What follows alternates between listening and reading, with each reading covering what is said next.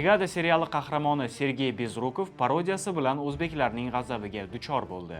Gap shundaki, Toshkentga kelgan rossiyalik taniqli aktyor Sergey Bezrukov safar taassurotlari haqida intervyu bergan. Intervyu davomida Bezrukov mehmondo'stligi va har qanday yordam ko'rsatishga tayyorligi bilan mashhur bo'lgan o'zbek aholisi uning so'rovlaridan biriga qanday javob berganini taqlid qilishga urindi.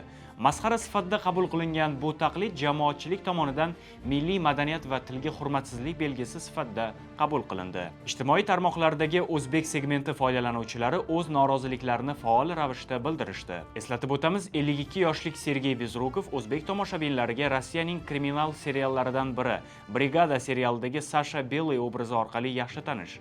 Xo'sh, siz nima deb o'ylaysiz? Aktyorning qilgan ishi rostdan ham kamsitishmi yoki tushunmovchilik? Fikrlaringizni izohlarda qoldiring.